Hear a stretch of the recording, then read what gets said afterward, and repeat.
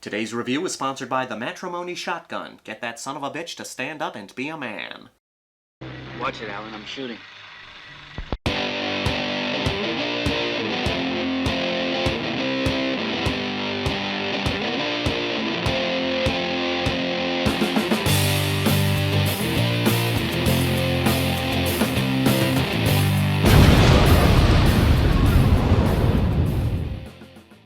Re-Animator. You killed him. No, I did not. I gave him life. This is a slight continuation from my last video where I talked about From Beyond. I think Re-Animator and From Beyond make for a good double feature, so in my mind, it makes sense to talk about these movies back to back. This is Stuart Gordon's most notorious movie, but it still doesn't get the credit it deserves. Re-Animator is never held in the same regards as other classic 80s horror movies. It deserves to be up there with the likes of Nightmare on Elm Street, Friday the 13th, and Evil Dead.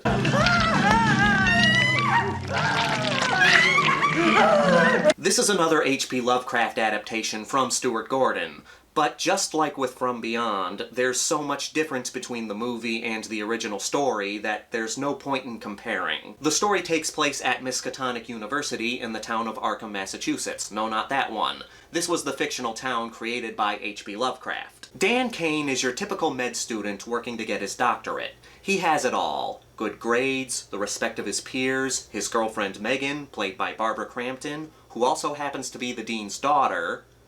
But then Dan gets a new roommate. You're here about the apartment? Huh. Yes. Didn't we meet this morning? You're, West. Herbert West. Herbert West, one of my favorite characters in horror movies. West has invented an elixir that can bring the dead back to life. Dan gets mixed up in West's experiments, which pretty much ruins his life. Many bloody experiments are conducted. Unfortunately, when someone comes back from the dead, they're not the most civilized individual. I absolutely love Re-Animator. I do like it more than From Beyond, but that's just personal preference. With Re-Animator, you get a good mix of different genres. On the surface, it's a college screwball comedy. You have two college students getting into hijinks with hilarious consequences. Burn victim.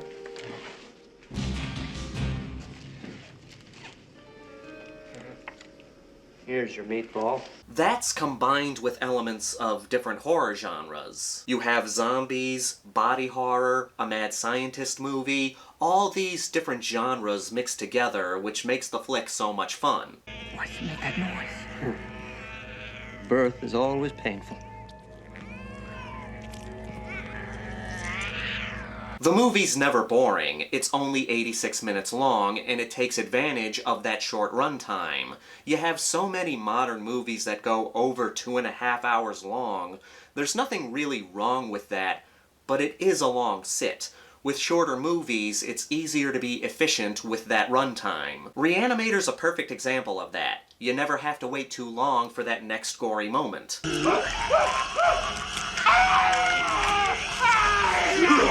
Oh, and this movie gets gory. But the scenes between those bloody moments are never boring. We're kept entertained with fun dialogue and quirky characters, particularly Herbert West and Dr. Hill, who is the real villain of the movie. Before we get to them, let's talk about Dan and Megan. No! No! No! Yes! Oh, yes! Oh! Dan isn't as interesting as Herbert West. He's the everyman. We're watching the movie from his point of view. He's the eyes of the audience. How can you say that? You've seen the results. No, Rufus wasn't dead to begin with. You drugged him and reduced his vital signs. You lowered his body temperature. He couldn't have been dead. Do you agree that he's dead now? Do you agree that he's dead now? And we're able to attach to him with one scene at the beginning of the movie. A woman has died in the hospital, and Dan is trying to bring her back to life, even though there's no hope. Cain, we have done everything that can be done for this woman. She has not responded. She's gone. It's that one moment that helps us connect with Dan. We now understand why he would follow West in his experiments. He doesn't want people to die. Then there's Megan, played by one of my all-time favorite scream queens, Barbara Crampton. I'll admit she doesn't do much here, she's just the damsel in distress, but Barbara Crampton gives such a good performance. Whenever she's on screen, she's giving it her all, and she adds this element to the character that makes her feel like not just another damsel in distress. Well, West is always in his room with the door closed. Oh. I mean, do you ever see him? Does he ever eat? From here on out, there's going to be some spoilers, so spoiler alert, spoiler alert. If you haven't seen Re-Animator, please either pause this video and go watch it, or skip ahead to this time right here. I can wait. Yep. Uh-huh. Okay, I'll bring the cow, you bring the car battery. All set? Okay, here we go. Moving on to Dr. Hill before we get to Herbert West. What makes this character work is the antagonistic relationship between him and Herbert West. You can tell that these guys have no respect for each other. Perhaps it takes... Mr. West, I suggest you get yourself a pen. On the one hand, you have Dr. Hill, who has no imagination, while on the other hand, you have Mr. West, who is bringing people back from the dead. Hill also has this creepy obsession with Megan. That is subdued until Hill is killed. Dr. Hill is threatening to steal Herbert West's reagent, so naturally, the only option is to kill him. Dangerous. And, after cutting off his head, naturally, the only option is to reanimate him. And his headless body. How do you feel?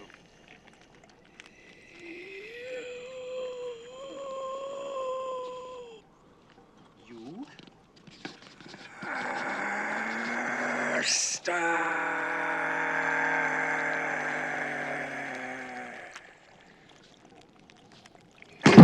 So, our main villain becomes a severed head, being carried around by his own body. These are some of the funniest moments in the movie, watching Hill's head trying to communicate with his headless body.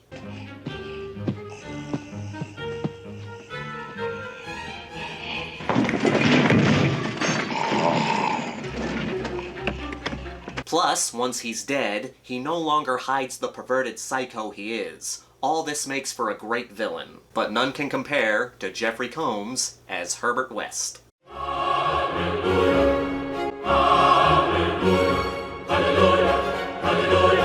Combs gives such a great performance. It's funny, it's campy, and it's the right mix of over-the-top with subdued. Herbert West is like a mix between Dr. Frankenstein and Daffy Duck on Valium. Dan. Look out.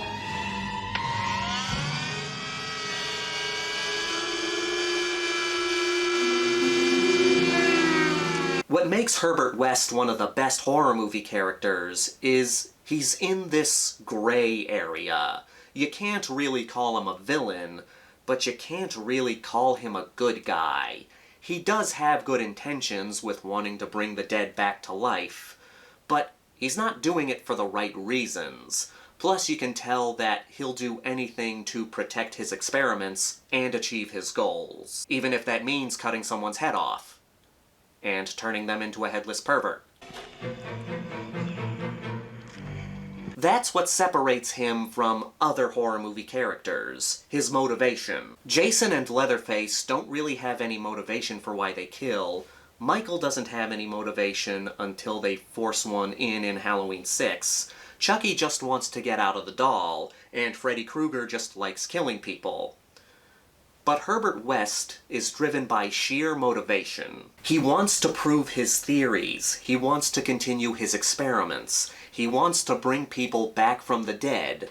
Not so much for the good of humankind, more so for the advancements of science. Now, he interrupted an important experiment in progress. Granted, it was an accident, but this is the freshest body that we could come across, save of killing one ourselves, and every moment that we spent talking about it cost us results. Now, will you give me a hand?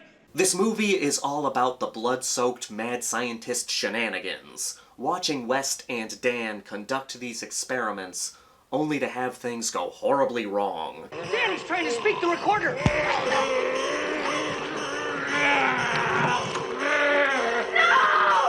Stuart Gordon and producer Brian Usna wanted to push the envelope in terms of gore and nudity. Re-Animator does not hold back. When we get to the third act, there are bloody, naked zombies everywhere. They knew when to bring the laughs with gore, they knew when to make things disturbing, but they also knew when to stop. The most notorious scene in this movie is when the severed head gives head.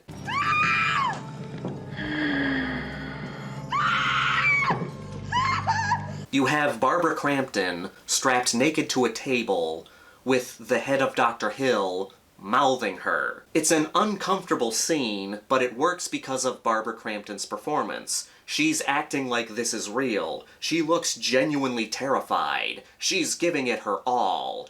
It's her performance that takes this from just a ridiculous scene made to make you feel uncomfortable into something more disturbing. Please stop!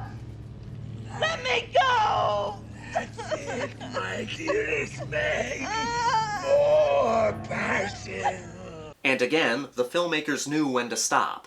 Right when the head is about to go in between her legs. Yes, my love. I must say, Dr. Hill, I'm very disappointed in you.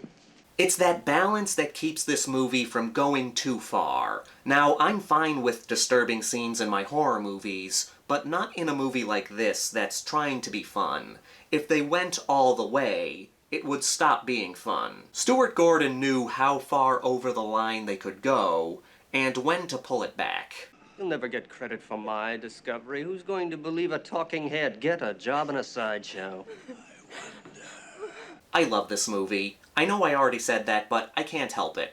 Every time I watch this movie, I like it even more. Herbert West deserves to be up there with the great horror icons, and Stuart Gordon deserves to be up there with the masters of horror.